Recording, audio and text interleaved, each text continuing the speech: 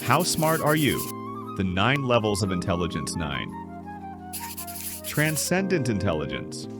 Rarest of all. Most people think intelligence is about thinking faster or knowing more. But at the highest level, intelligence stops being about knowledge and becomes awareness. Transcendent minds don't just solve problems,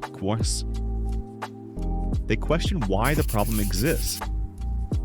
They see through ego, systems, identity, and even thought itself. They don't just connect dots. They realize the dots were illusions. These are the Buddhas, the Socrates, the Jung's people who don't just know. They see the roots behind knowledge. They aren't addicted to being right, winning debates, or proving superiority. They operate from a level where the mind is a tool, not an identity. Most people fear the unknown. Transcendent minds walk into it with stillness. If this level resonates with you, but you already know, intelligence without consciousness is just a louder form of ignorance. 8. Polymath intelligence. A polymath isn't just smart, there are many kinds of smart. While most people master one field, they master 5. They are thinkers who merge disciplines. Science into art, philosophy into math, biology into music. Leonardo da Vinci didn't just paint. He studied anatomy, designed machines, explored optics, and engineered inventions 400 years ahead of his time. Benjamin Franklin wasn't just a politician. He was a scientist, printer, inventor, writer, diplomat. A polymath doesn't see separate subjects.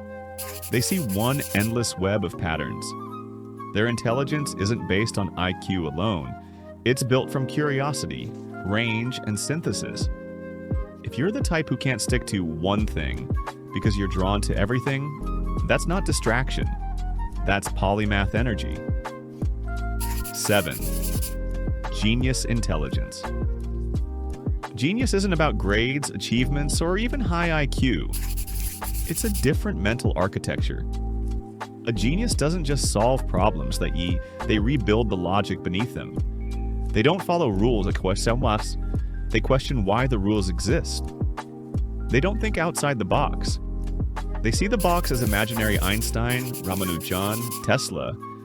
These minds didn't improve reality, they rewrote it. But genius feels less like a gift and more like exile at the speed of thought. People can't keep up. Institutions can't contain them. Even praise feels like mistranslation. Geniuses are often rejected before they're respected. Too strange, too early, too disruptive. If you're still watching this video, you're already not average. Genius begins with awareness that most people are thinking inside walls they never agreed to. 6. Gifted intelligence. Gifted minds operate at rapid speed, not just in processing, but connecting. As children, they often teach themselves skills without instruction. They don't memorize like saint. They synthesize. They may write novels, compose music, solve complex equations, or dissect philosophical ideas years before others. But giftedness comes with a cost. Frustration with slow systems. Impatience with surface-level conversations. Emotional intensity that feels too much for others. They don't fit in, not because they're broken, but because they aren't operating in a world calibrated for average cognition. If you've ever been told you think too much, you might not be overthinking. You might just be over-evolved for your environment. 5. High intelligence IQ 130 to 145. Top 2% of the population. These minds don't just think faster, they jump ahead. They spot patterns others overlook, predict outcomes early, and learn systems in days that take others months. They excel in abstract fields, theoretical science, mathematics, philosophy, engineering, coding, strategy. But high intelligence often produces isolation.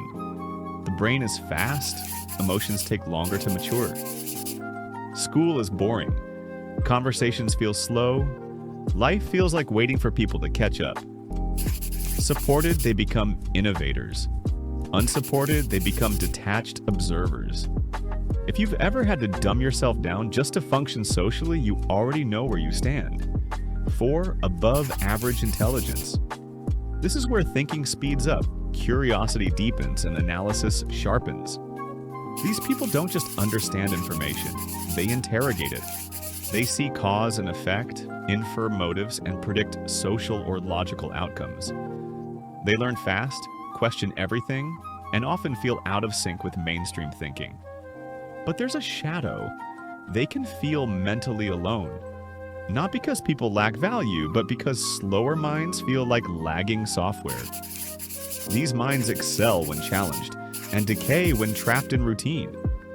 If you're still watching this video and haven't clicked away, congratulations. That alone puts you above the statistical curve. Mini call to action break.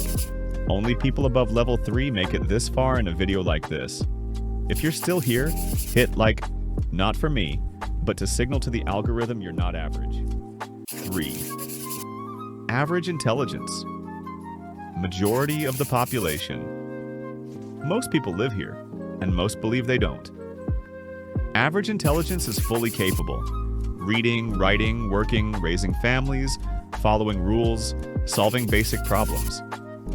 Society runs on this tier. Teachers, drivers, nurses, technicians, cashiers, managers. Nothing is wrong with this level. It is stable, functional, reliable. The trap is not lack of ability, it is lack of curiosity. Most people at this level don't grow, not because they can't, but because life already works well enough. Comfort replaces evolution. The most dangerous intelligence level isn't the lowest. It's the one that feels good enough. 2. Below average intelligence IQ range, 70 to 85.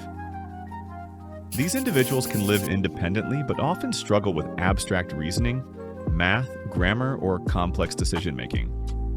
They learn best through repetition and hands-on examples. They thrive in structured environments and predictable routines. Physical labor, caregiving, customer support, or task-based work. They are often underestimated, yet many have strong emotional intuition, loyalty, and real-world skills. Intelligence isn't the same as value. Someone can be below average intellectually and still be deeply kind, dependable or wise in ways no test can measure one. Subnormal intelligence IQ below 70. This level includes people with developmental, cognitive, or genetic limitations. They may need lifelong assistance with tasks like understanding instructions, managing money, or self-care. Their world is more sensory than abstract. They respond to tone, touch, and emotion more than logic. Yet many form deep emotional bonds, experience joy, and express love in ways that aren't intellectual, but humanly real. Intelligence affects function, not worth. Dignity is not tied to IQ. Final message. Now here's the twist. Your intelligence level isn't fixed. You can move up, but only if you question the level you're currently in. If you're still watching, you're already ahead of most people. Curiosity itself is a sign of higher cognition. So here's your challenge. Comment what level you think you're at. Like the video if you learned something. Subscribe if you want the next breakdown. Share this video, only the smart ones will watch it to the end. Because in the end, some people want to appear intelligent. The rare ones want to become intelligent. Which one are you?